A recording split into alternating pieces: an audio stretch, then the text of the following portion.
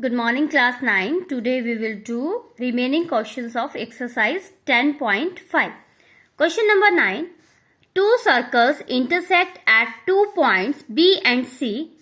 Through point B, the two line segments ABD and PBQ are drawn to intersect the circles at A, D and PQ respectively.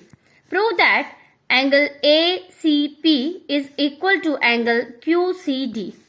Now this is the required figure of the given question. Now here these are the two circles which are intersecting at point B and C. Now through point B, the line ABD and PBQ are drawn and we have to show that angle ACP is equal to angle QCD. Here I have taken these angles as angle 1 and angle 2. Now here AP is an arc and that is making an angle of 1 and 3 on the same segment, or you can say on the remaining part of the circle. So by using theorem 10.9 we can say angle 1 is equal to angle 3. Similarly for DQ arc, angle 4 and angle 2 are the angles made by DQ on the remaining part of the circle. So we can say again angle 2 is equal to angle 4. But angle 3 is equal to angle 4 because these are vertical opposite angle. So we have three equations here. Angle 1 is equal to angle 3. Angle 4 is equal to angle 2. Angle 3 is equal to angle 4. So from among the three equations, we can conclude that angle 1 is equal to angle 2.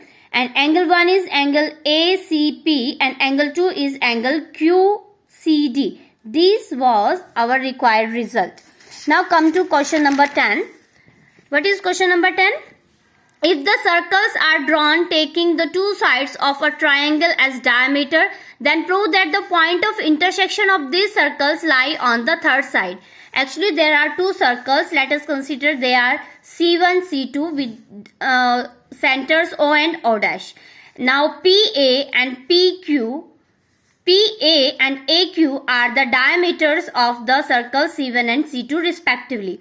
And we have to show that if these two are the side of the triangles, then the third side means PQ, on which the other point of intersection of these two circles lie. It means we have to show that PBQ is a line. Now see, for this circle POA is a diameter, so we can say this is a semicircle. And angle PBA, this is 90 degree because this is made in the semicircle. Or you can use also theorem 10.9 because PMA, this arc is making an angle of 180 degree at the center and the same arc is making angle PBA on the remaining part of the circle. So this angle means angle PBA is 90 degree. Similarly, we can show for this circle angle ABQ is again 90 degree. Now here PBA angle and ABQ angle both are 90-90 each. It means their sum is 180 degree and 180 degree means they are forming linear pair. So we can say PBQ. This is a line. I have done all the procedure here. You can read it carefully and you will know how we can prove that PBQ is a line. Now question number 11. ABC and ADC are the two right triangles with the common chord hypotenuse AC. Prove that angle CAD and angle CBD both are equal. Now see here ABC, this is a right angle triangle where angle B is 90 degree, and ADC again the another right angle triangle where angle D is 90. AC is the common hypotenuse and we have to show that angle CAD means this angle and angle CBD this angle both are equal, means angle 1 is equal to angle 2. Now here PBCD is a quadrilateral in which angle B plus angle D is coming 180 degree. Because both are given 90 degree each, so their sum is 180 degree. If their sum is 180 degree, so we can say that ABCD is a cyclic quadrilateral. It means all the 4 points are lying on a cycle, means on a circle. If they are on the circle, then see carefully that this CD arc is making an angle of CBD and CAD on the same segment. So angle 1 is equal to angle 2. It means angle DBC is equal to angle DAC. Now question number 12. Prove that a cyclic parallelogram is a rectangle. Now this is a circle. Here PQRS, it is a cyclic parallelogram.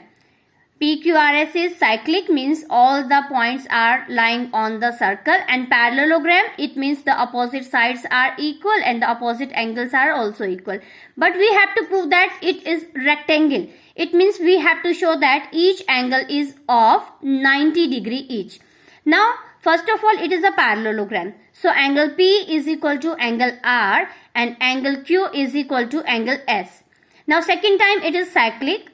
If it is cyclic, then the sum of the opposite angles is 180 degree. So angle P plus angle R, angle Q plus angle S, both are equal to 180 degree.